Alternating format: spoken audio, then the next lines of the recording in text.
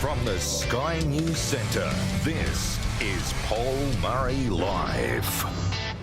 G'day, mate. Happy Tuesday. Lots to get to tonight. Now, like millions of people, we all lean forward once a month to find out what the Reserve Bank is going to do when it comes to interest rates. Since this government came to power, there has been a dozen interest rate rises and they've created serious financial pain.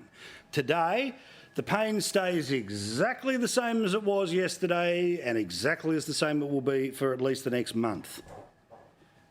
Interest rates on hold, hopes of a cut this year fading fast. Interest rates on hold, but the Reserve Bank might soon be forced to move.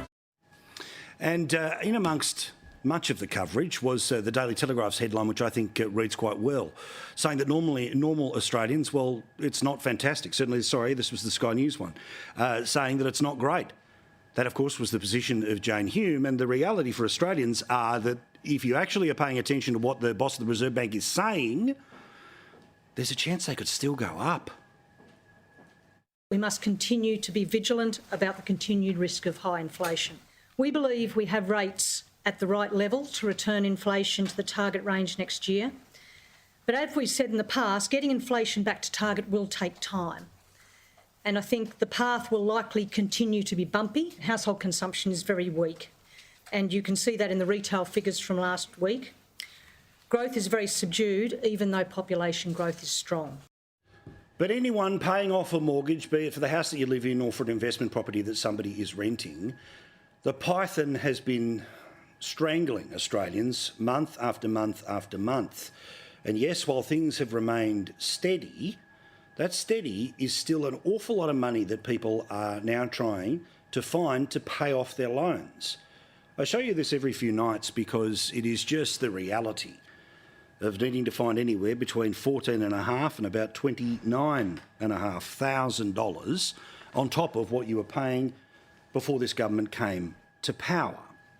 Now, interestingly, as to why there's still a chance interest rates could go up, there's a couple of areas that I've been talking about for what feels like forever, but certainly has been for the past 2 years, and certainly the past few months, as to why the rates are not coming down. We also know the housing market is very tight, and anyone who is trying to get a rental property can tell you just how challenging that is at the moment. The inflation forecast in the next little while is going to be quite driven by petrol prices, which can go up and down, obviously. And of course, we have a government that's willing to cut their take of petrol prices in half, right? No. There's no way. No way. No. No. No. No. No. No. No. No. No. Now, as I've told you before, to take this from the current 49 cents in the dollar to back where it was when they came to power, it would cost about $3 billion. The government will have a surplus in a couple of weeks' time, meaning they are deliberately choosing not to cut their take of near record high petrol prices. Instead, they're going to use $3 billion, the exact same amount it would be to give some relief on petrol prices. And they've moved it into some changes when it comes to university students. Because, of course, if young people don't vote Greens and preference Labor or vote Labor at all, then, of course, they're nowhere near government. But the reality is that every Australian, regardless of how and whom you vote for, is suffering under the weight of the petrol prices that are in the country right now. Now it goes a little higher, it goes a little lower, but if the Reserve Bank is telling us up front that petrol prices are going to be a significant issue in the next little while, why won't the government cut its take? Now, while they can't control what the international price is, they can control how much tax they take per litre. In Sydney, the overall prices right now it's a little higher in some areas, but it's $1.99 on average. In Melbourne, it's $2.03. In Brisbane, it's $2.09 right now.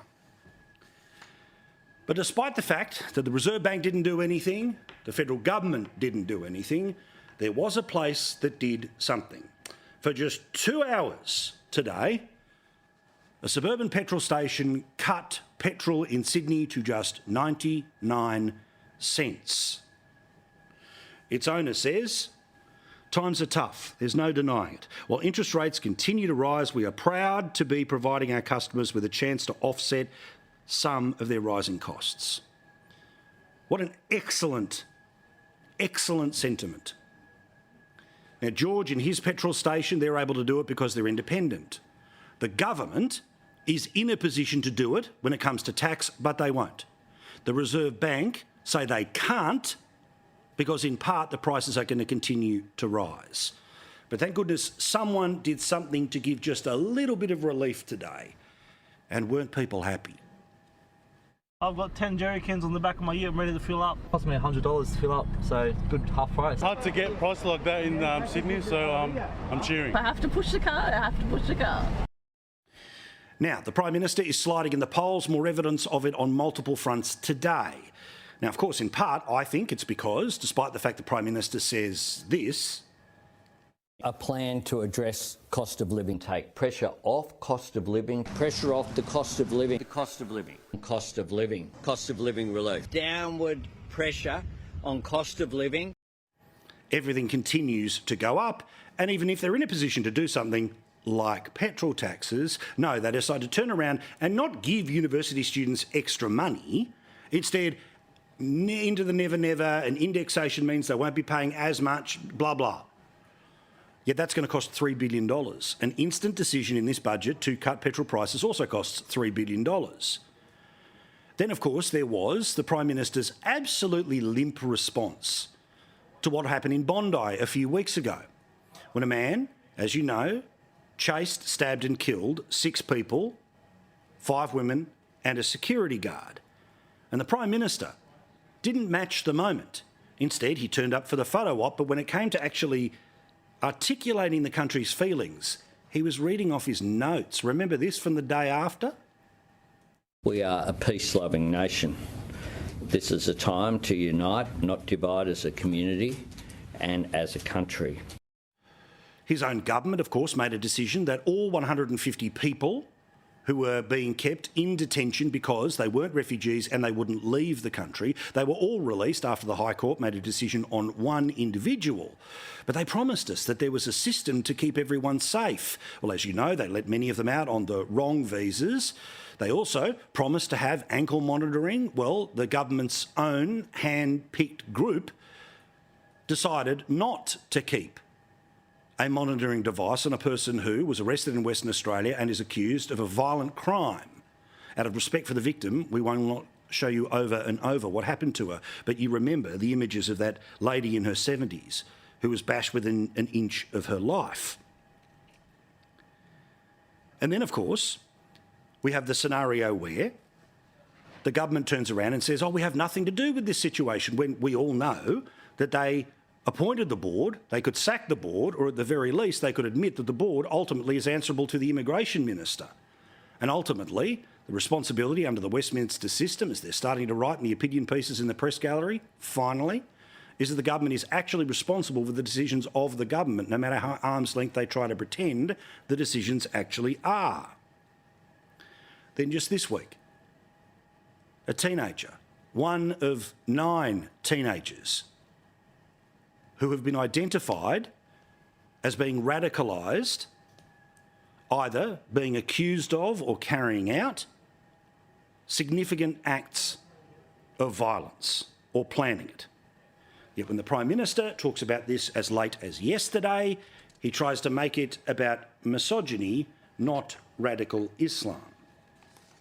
It's an issue for our entire society, whether it be violent extremism, misogyny and violence against women. It is an issue that, of course, I'm concerned about. It's something that authorities are concerned about, but it's something that parents are concerned about as well. No passion, no focus, no righteous indignation, no want to change the situation, just the stuff to get through the dinner party. Well, the evidence is starting to build that people have had enough of this rubbish, that they either want the Prime Minister that they elected to actually do things like lower the cost of living, or they want a Prime Minister to understand the circumstances under which we all currently live. In the Resolve poll, it has shown that the disapproval levels of the Prime Minister are through the roof. Now, this is all since the same time last year.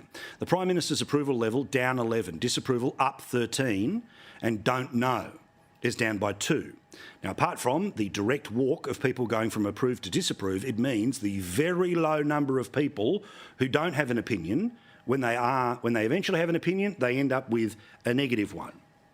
Also, deeper dive into this information, by the way, sorry, that's from the Essential polling. In the Resolve organisation, it shows that men are starting to swing their support behind the opposition, wanting a change of government, particularly in some of those battleground seats.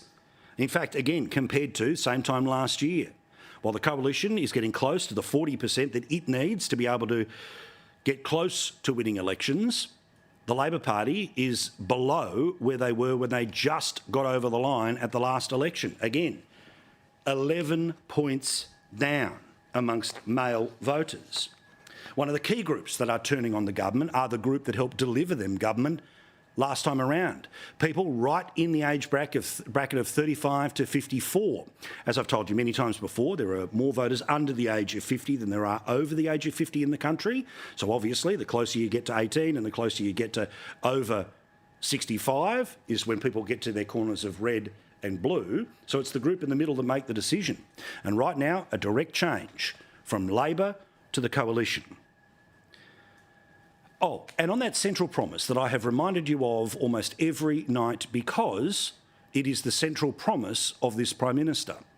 Remember the promise that they would lower the cost of living. In the Essential poll today, while previewing the budget, 59% of Australians believe that there will be no meaningful difference when it comes to their cost of living. Under this Prime Minister, he thinks he lives in a bubble where he does no wrong. The people who pour sugar in his ear remind him that he does no wrong. But he was clueless, remember, when he got to the Northern Territory. Clueless about the crime that was taking place there in Alice Springs. He would presumably play dumb about the shootings that we have been reporting on via the Australian newspaper as well, here on Sky News in the past 24 hours. He's a bloke who literally spends more time travelling to destinations in the Northern Territory than he ever does in the Northern Territory. People can see this bloke for what he is, which is increasingly a fake. Meantime, as we told you last night, there was this moment when an Australian helicopter may well have ended up being crashed out of the sky and killing everyone on board because China decided to get in the way. The Seahawk was intercepted by a Chinese J-10 Air Force jet. The PLA Air Force plane dropped flares about 300 metres in front of the Seahawk helicopter and about 60 metres above it. Only quick reflexes by the Australian pilot averted disaster. Minister, I've been told that this was so serious it almost took one of our choppers out of the sky. This was an incident which was both unsafe and unprofessional. Well, China has responded, and apparently it's all not true. What truly happened was an Australian military aircraft deliberately flew within close range of China's airspace in a provocative move that endangers China's maritime and air security in the name of enforcing UN Security Council's resolution. The Chinese military took necessary measures at the scene to warn and alert the Australian side. The way the situation was handled was consistent with our law and regulations, professional and safe. China has lodged serious protests to the Australian side on its risky moves. We urge Australia to immediately stop the provocations and hypes to prevent misunderstanding and miscalculation. What garbage. It happened in international waters. It was not about China defending itself. It was about China trying to redefine whatever it wants to be international waters. Hence why, as we've seen before, they literally will build islands in the sea to expand their territory. The men and women of the Defence Force who were on that helicopter could have died as a result of what happened, but as you heard in the reporting of Andrew Probyn on Channel 9, confirmed by us today here at Sky News, that if the pilot didn't respond to the situation fast enough, then people would have died. That's the reality. The Prime Minister's response to all of this? We have made very strong representations at every level to China about this incident, which we regard as unprofessional and unacceptable. One of the things that had broken down over a period of time was any dialogue. And that's why we've used all of those avenues of communication to make our position on this incident very clear. What a disgrace. China does something that may well have killed Australians, and the Prime Minister finds a way to kind of make it about what happened with China and the previous government. He says he will raise the matter when the Chinese Premier is in this country, when they're face to face. That, by the way, isn't until next month. For his part, Chris Uhlmann had an interesting observation in his weekly conversation with Peter Credlin this evening. Li Chung arrives in Australia in June. I would have thought that a government that says it will cooperate where we will and disagree where we must be getting a fairly long list now of points of disagreement that are reasonably serious before we can start talking about what kind of cooperation that we can have with China, because this isn't the action and these aren't the actions of a friendly nation. These are the actions of a hostile nation. And I can't for the life of me see what we've really won in the new settlement with China beyond that they've bought our silence for most of the time. Bloody oath. His appearances are always crackerjack, and as is always Peter's show each and every night. But he goes on to also explain there's a chance we may well never have heard about this incident unless it was discovered by the reporter on 9 last night. Andrew Probyn got that story. He didn't get it from Richard Marles. He contacted Richard Marles. So Channel 9 journalists contacted Richard Marles and asked for a comment. I wonder, given that this happened on Saturday, whether the government was intending to comment at all until it was fronted by a journalist. Frightening. As is knife crime. All around the country, we are constantly hearing examples of knives being the weapon of choice from people who obviously want to intimidate and cause great physical harm. Specifically, after what happened in Bondi, knife crime has been a particular focus of the New South Wales government, and I've got to give them a little yay for the day. Because the New South Wales Premier is succeeding where the Prime Minister fails. The New South Wales Premier, while not perfect, while his government is not infallible, he is doing the right thing. And today, after a very quick process, police will be handed more powers in New South Wales to try to find people with knives. They'll be given wands, similar to a security guard at an airport who'll be able to check somebody for anything that's metallic. They will be able to do so in high knife crime areas. And given that many parts of the state have got this problem, it's basically going to apply everywhere. These are major changes, and I don't think that they should just be dismissed. We did take our time with them, but I'm convinced that they're the appropriate changes in New South Wales to keep the public safe and to change a culture that is increasingly seeing young people leave their homes with a weapon. Police need every tool they possibly can to keep themselves and the public safe. This is a good idea. But no doubt there will be people who, under the claim of civil libertarianism, and it's not, will of course try to put this in the same box as sniffer dogs. People who actively campaign against them, including the Greens, say that they're intimidating. And no doubt somebody will turn around and say police wandering around with a metal detector will also be intimidating. My answer, good. And speaking of the Greens, as we know, they're part of the group that believe that inflation is all just down to big companies making too much profit. So much so that they actually launched, with the help of the Labor Party, an inquiry into supermarket pricing. Again, to pretend that Coles, Woolies, Aldi, IGA, these are the bad guys. They're doing everything they can to make sure that everything costs more than it should, as opposed to all of the supply chain issues, all of the extra taxes, all of the other reasons why things continue to cost what they do. The Prime Minister, of course, has single-handedly, just like he did with the Reserve Bank and interest rates, pretended it's not his fault, inflation ain't his responsibility. We find it completely unacceptable that when supermarkets are getting goods cheaper, the prices should go down. And of course, this all was a Senate show trial. I hate these things because they don't actually achieve anything. It's just an opportunity for politicians to be able to scream at the people that they don't like or that are the public enemy number one, as of course was the disgraceful behaviour of the Green Senator Nick McKim waving his finger and screaming at the boss of Woolies, who was turning up and answering the questions And all of the information that the senator wanted was freely available in all of the documents that Woolworths gave to him. But he didn't care because he wanted this moment. I'm not interested in your spin or your bullshit. This is a Senate inquiry. Answer the question. Seriously. Well, the report has finally come out from this Senate inquiry. It has many recommendations, among them special powers to be able to break up Coles and Woolies when they do the wrong things, according to the Greens. Well, guess what? None of it is going to happen.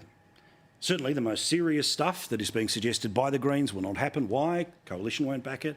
Labor won't back it.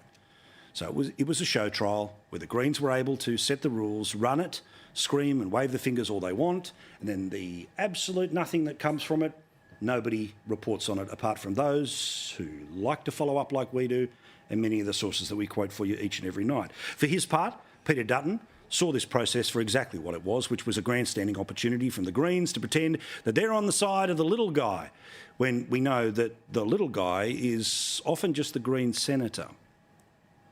You've got the Greens grandstanding again and trying to hijack a process which is actually about trying to find answers to questions that people are legitimately asking about why they're paying more and more at the checkout when they go into the supermarkets.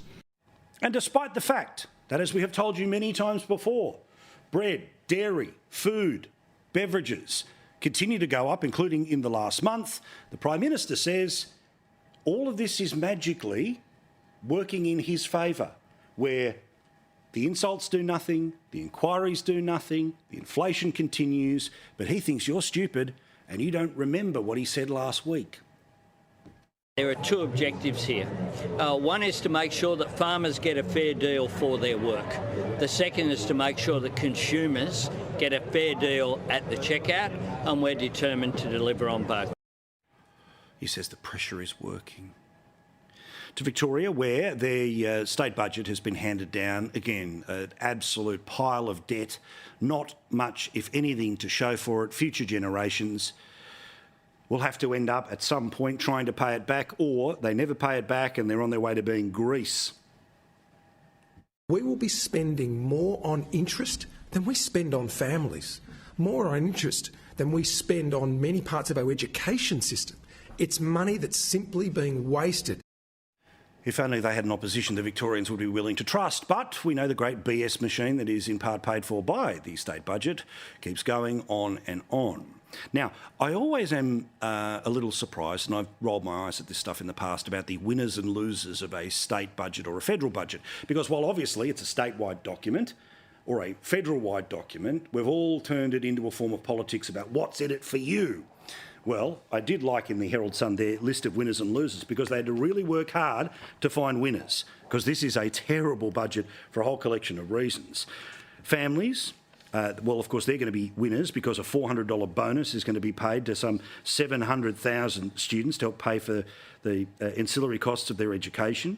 Female business owners are apparently going to go okay, because there's an extra $40 million for the female startup community. Faith-based schools will apparently be doing a little better. Why? Because they've got $6 million grants to improve safety and security around religious schools. Regional Victorian home buyers are apparently okay because the co-funding system, this is where the government helps you buy a house but then they own the house, and you've got to check with the Premier before you can renovate anything, that gets extended. And another $273 million for First Nations people, including $51 million to increase Aboriginal-led decision-making processes. Those are the winners of this state budget. As for the losers, there's plenty of them. Casual workers, parents of preschool kids, future Victorian home buyers, future generations.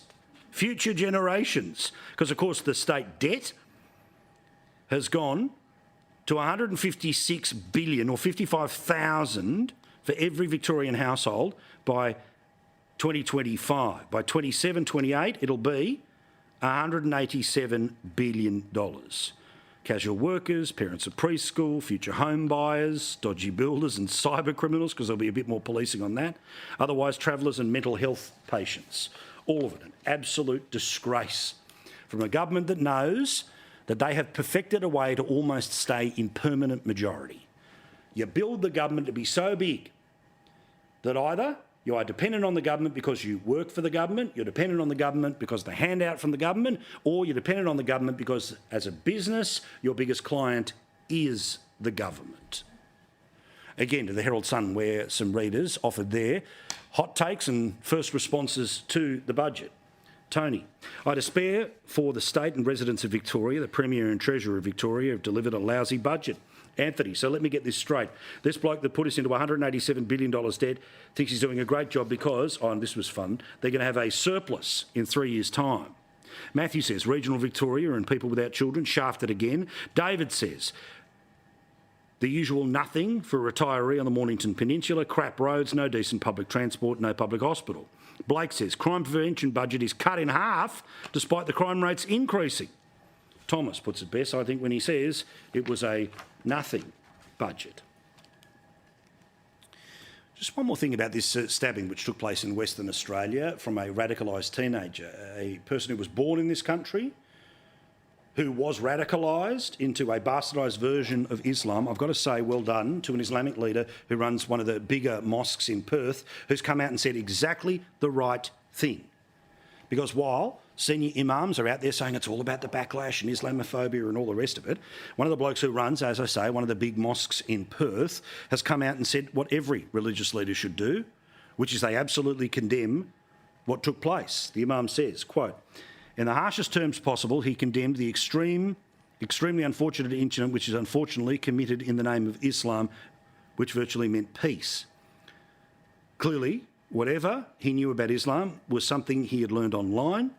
We all know the dangers of social media, and this information available online can be extremely misleading at the least. Now, he did go on to talk about particular fears that he had in relation to some of the backlash in the community, but absolute condemnation and an absolute message that what this kid got poisoned by is not what he practices and what the Muslims of Australia believe in. That's exactly the way to respond to these situations. As you know, Donald Trump in court each and every night. If you're like me, you find it a little hard to sleep in the wee all hours. You can sit there and watch the transcript of what's happening inside the court. I know it's a lonely life, but still, I like it. Well, as you know, the judge today said, OK, you've breached the gag order 10 times. And if you do it one more time, I'm going to have to think about sending you to jail. Now, he said, I know you're the former president. I know you could be the future president, but you can't keep breaking the gag order. For his part, Trump is leading with his chin and saying he'll do the time. Because this judge has given me a gag order and said you'll go to jail if you violate it. And frankly, you know what? Our Constitution is much more important than jail. It's not even close. I'll do that sacrifice any day. He's being cheered on. I hope they do arrest Trump. I hope they put him in jail because that does guarantee that he wins. Please, please, please. And of course, while it would be quite a moment for lefties, they are trying to make the most of how unpleasant the experience will be. He will be pulled apart. He doesn't have the mettle to do it. So anybody that's out there saying, oh, it's a great moment for him, and this is not a mugshot, this is jail. And Donald Trump is terrified. You've got to believe just by his issues with odors and smells and you know, fear of disease. Because apparently that guy would be completely comfortable going to jail. Yeah, that's what it's about. It's about a whole bunch of unpleasant conditions. Now, I cannot wait for the debate tonight because we're taking the gloves off. We're not mucking around. We're going to go the full ding-dong. We're going to need the full 12 rounds as we talk about responsibility for the failures in and around this detention system. Albo and the polls starting to turn on him, and there is so much to get to. Don't go anywhere. Holly Hughes, Joe Hildebrand, I'm the ref. Ding, ding.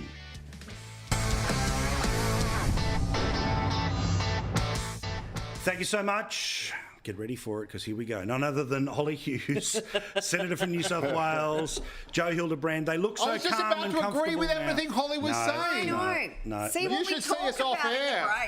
So let's get to the High Court will make its decision on the bloke who says he can't go back to Iran because of his sexuality. We'll deal with that on Friday. But again, what is independent, not independent, and what is the responsibility of government? Holly, it is straight up and obvious, and as the ABC pointed out, from the very announcement documents of this special panel which decided whether people did or didn't have ankle bracelets, that the minister doesn't have involvement, but ultimately is in a position to be able to make a decision on top of the board. Yet, according to the Prime Minister, let's roll the tape, nothing to see here, no contradictions, nothing. They make their decisions independent. Well, they make the decisions independent. One of the things that we have in this country is a separation there. The Community Protection Board is, of course, a board that's independent of politicians. It's not appropriate for me to comment on individual cases. And just in case you think it's me who's overstating it by saying that he's lying, well, here's his own minister confirming he's lying. Is it independent? Well, it is a part of the government, but it's a group of experts who are making decisions and recommendations to a delegate within the Home Affairs Department. And so, it's not independent in the sense that it's not a separate structure from government, but we must be able to show that we are making good decisions based on the advice of experts, and that's why the Community Protection Board exists.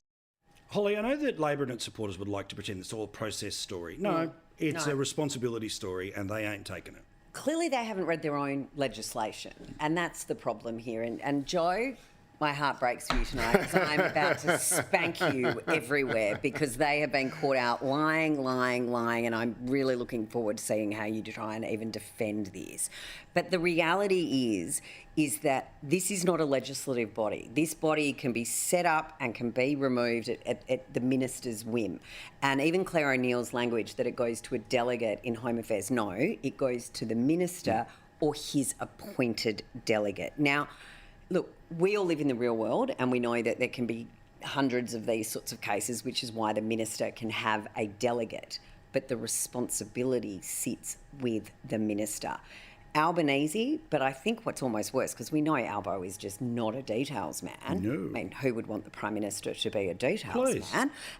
But Dreyfus today, the Attorney General had an absolute train wreck of an interview because clearly he hasn't read the legislation.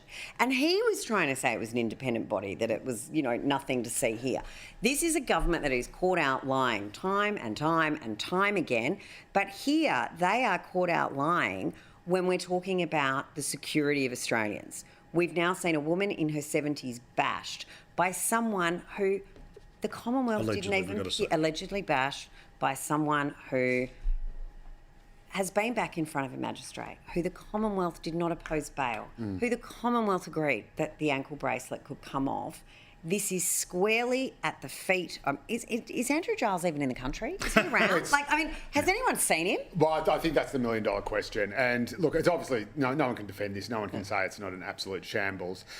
My question is, Cicero asked, cui bono? Who benefits? Who benefits from this? Clearly, the PM doesn't benefit from saying something that he knows is untrue and can easily be found to untrue. So I think he's getting bad advice. He's either getting bad advice from which of his 60 staff? There's only 11, just a cricket team. In the media. I know a lot of his advisors. 11 staff people. In the media. Don't worry, mate. They're still going to text you tomorrow. No, but it's either the good ones will always text me. But it's either someone in his media team. They need him to write their defence pieces. Here are your key lines. Here are your 3 dot points. Here are your talking points. Can't talk about individual cases.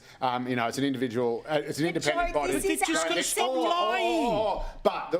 Or he's being bollocksed by the person who has the most to lose, and that is Immigration Minister Andrew Giles, whose delegate would have been the one to sign off on the advice provided by the supposedly independent, but in fact... But also, it's 150 people. Literally, they've paid enough money, they've got enough staff. It's 150 people.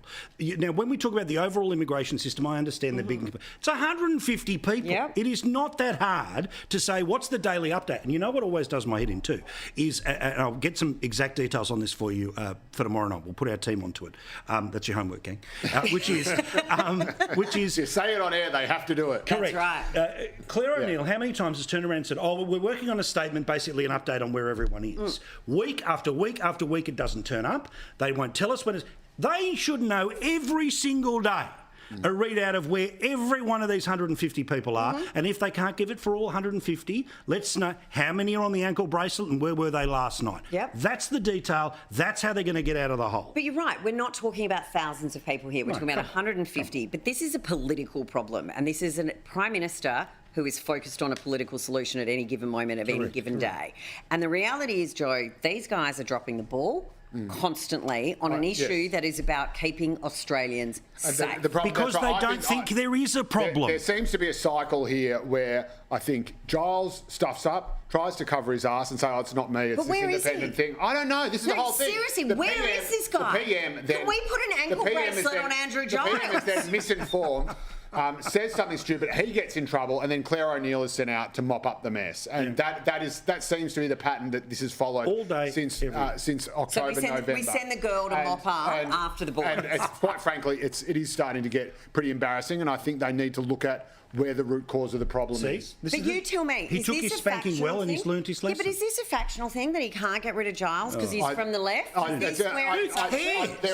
mean, in the Liberal Party, we don't care. We try and get the best people into the jobs. Whatsoever in the Liberal No, I never said that, but we don't have formal agreements that you've got to have ministers. You've only got to look at who some of the ministers are and who some people aren't, and know those agreements are. He's not picking his own team. Giles controls, well, we're told, if he controls anything, but we're not immigration. Giles apparently runs the numbers in the left. The left has just effectively formally taken over the Victorian branch and the executive Victorian branch. And it's going so well in Victoria. It's an absolute basket case. This is what happens when the left takes elections, over. Look at Queensland for another example. WA, there you go. Ding, ding, ding. So if... there's a state conference coming up very shortly in Victoria. I imagine, given that Albo has to make sure that the bunch of trots over there don't embarrass him as so many other trots have. They've got the wonderful pro-Palestinian motion. So I suspect that he needs Giles to make sure the left doesn't go too crazy, which of course they are champing at the bit to do in Victoria. And that's why he can't afford to cut him loose. Well, that is my... As I've said many times before, get him out of immigration, put him into the old multicultural affairs if that's what they need to do. Minister for the Republic. But what about that? It's a full-time job. I know. So what about the opinion polls I was talking about before? Prime Minister's approval rating is way down. The number of people who are undecided is now in single figures. And male voters are the ones that are turning on the Prime Minister. It feels like perhaps, Joe, what is often referred to as just the ignorable man cave may actually be where a significant number of Australians are. Yeah, I think this is actually a good kind of warning bell for Labor. I think it shows that they need to be more robust on voters, on issues that male voters tend to care more about, like security, border security, being tough on China, the economy. These are everything. Stage 3 it's kind of like the stuff you need to do before you can do everything else, and then you get into education and health, and they tend to be more female-oriented issues. This government wants to be the climate change government. It wants to be all of that, but the reality is that it's the ones that promised about cost of living, but it goes through the floor. Their $3 billion announcement about students, come on, was about indexation into the future, and but they chose not to cut petrol taxes, which the Reserve Bank has turned around and said today is one of the single drivers of inflation. Now, I get that the tax is not necessarily the overall price, but it's still, it's literally the queues were around the block when it was 99-cent petrol. Imagine if the government could give a little win to those people and halve the freaking tax. It costs exactly the same as what they gave the uni students. He runs out of breath. He's that annoyed. To Joe's point, he actually made a legitimate point then, so I think we should all sit down What's the date? Write it down. But you've got to get the economy right. Yeah. You've got to have national security right. You've got to have all of those things, but especially the economy right, before you can start doing all these other things. And that was where, if you go back to the Howard Costello days, we had a really strong economy. Things were going well economically, so we could afford to pay for all of these extra little bits and pieces that, you know, the Australian public want, the nice sugar hits and the nice sweeteners and the investments. We don't have that economy at the moment. We have an economy that is technically in a per capita GDP recession. Correct. We are in a recession. Correct. It is immigration that is only keeping those figures up. And they still want to keep throwing money, $1 billion in Queensland at quantum physics, to an American company, so it's not even going but we into want Australia. foreign investment here. We do want foreign investment, but we don't know what the return on investment for the $1 billion is because there was NDAs and no disclosure over a tender process. Can I also talk about it's this, a Stephen Miles security package, let's be honest. Can I talk about this, right? This was a problem for the latter stages of the Morrison government, and it's a problem now for the Albanese government. Every single day, let's announce something with a big number attached to it, and by the end of the week, you've forgotten what the Monday one was, right? Now, I understand that we live in the speedy news cycle, but the idea that we can't just have one big logical thing a week and we back it in and we talk about it. Instead, it's just every day a cannon going, $1 billion here, $1 billion here, $1 billion here, off budget. We're getting ready for a budget. We're all about cost of living. But then there's no indication of any major changes coming with all of that. And that sees to me, as it was towards the end of the last one, what's happening now. It's a panic about changing the subject. Well, let's hope it and is money at the end. doesn't change the subject, because if the fundamentals are inflation and interest rates and it's stubborn and all of that, that's all people care about. I think, yeah, and it goes to something that is maybe a bit deeper and also tied to the reason they're hemorrhaging male votes, which again, if you look at what men, and this is a gross generalisation, but generally speaking... As I'm in the man cave. Men, as we are all in the man cave, but men like things like, strength, certainty, security... authority, competence, accountability, and again, these are things that Albo's very good at showing, empathy and saying and emotion and all these sorts of things, and he genuinely believes all that. Except at DV and he genuinely believes all that stuff. But, exactly. Oh, the DV, that was a ridiculous stitch up, but that's another story. Oh, here we go. So you can read my column. Imagine if it was Morrison. Imagine if it was I defended Morrison. Imagine if Morrison was answered a question about his football team. Imagine if it was me. Imagine if it was me standing next to a woman in tears and not hugging her. Point being, I've said all that, and I didn't have a crack at Morrison either, believe it or not. I was probably the only lefty on the planet. But anyway, yes, it's the hypocrisy. They nearly took away your membership card. I know, that's why I can speak with such incredible God-given authority on the subject, and everyone else is a hypocrite. Point being, though, what I was going to say is the problem is that this is a government, I think, that is still, and new governments are like this, it's still a bit confusing. An issue like asylum seekers, a first-term government, an issue like asylum seekers for the Labor Party, which we know is just a political hand grenade, it confused them. So wasn't there another vote today? Instead of immediately... Yes, there was. Yeah, another vote today. Instead of as soon as the High Court decision come down going, right, this is an absolute suicide pill, we need to jump on this grenade, we need to make sure there's legislation ready to go, ankle bracelets on everyone, round them all up, send them back in, let God sort them out. They're like, and there's the dithering by the left, and again, Andrew Giles is on the left, and there's an instinctive thing on the left. Oh, if you're an asylum seeker, we must be on your side. And if we really want to talk about the incompetence on that level, all right, they got rid of the bloke who knew how the system worked. They got rid of Pizzullo, who knew how the system worked, who would have given the proper advice. But don't worry. But alas, he knew some Liberals. But don't worry, they put climate change in on the National Security Board, but took out half of ASIO. All right, that was fun. More in a moment here on Paul Murray Live, including should foreigners be banned from being able to buy property in the country? Well, it's worth a chat because they're buying billions of it each and every year and your kids can't.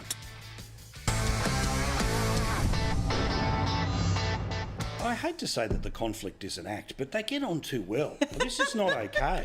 Yeah, we actually just solved the Middle East peace crisis. We did.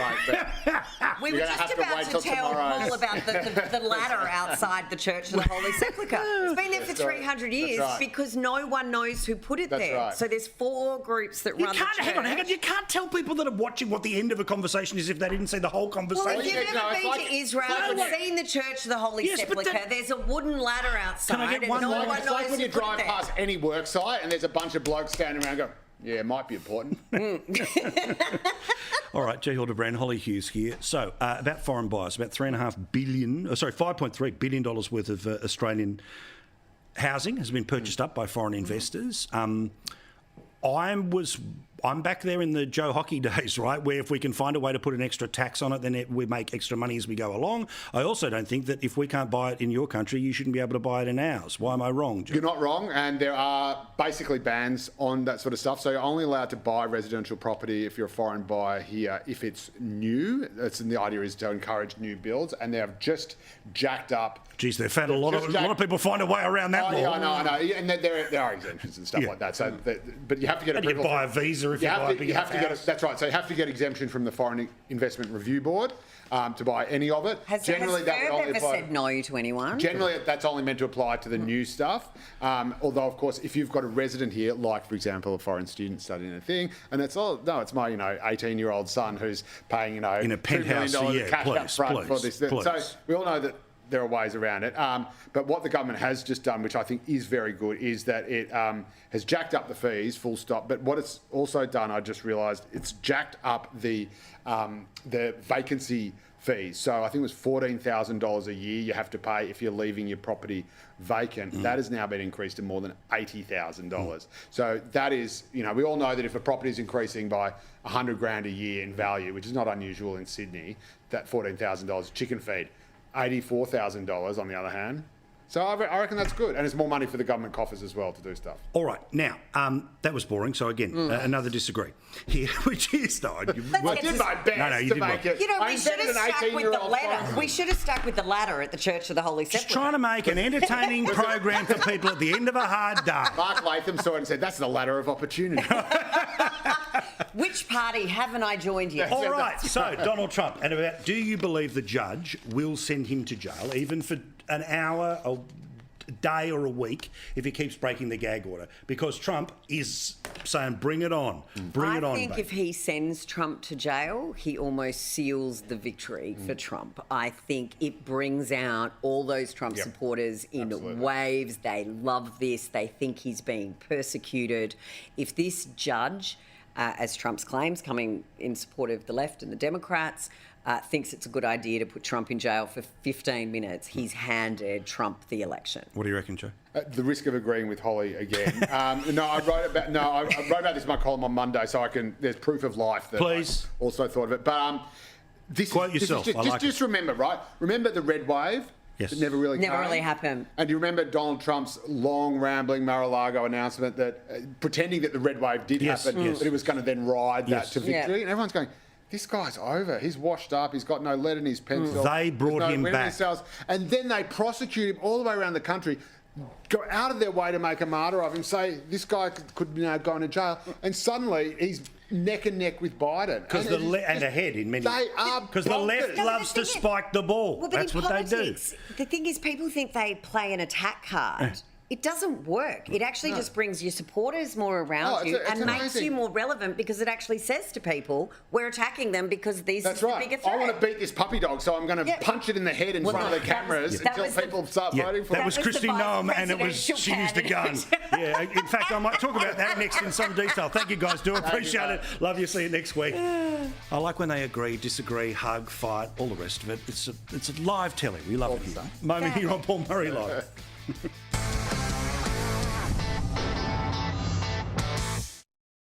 So Kristi Noem is the South Dakota governor, and she was on her way to becoming the vice presidential pick, most likely, for Donald Trump. Very telegenic, right on all the issues. But then a story came out that she killed her dog. I will save you the details, but Megyn Kelly quite correctly says politics over for this lady. I'm sorry. It's over. She's not going to be the vice president. Trump is not going to pick her now. He's too smart.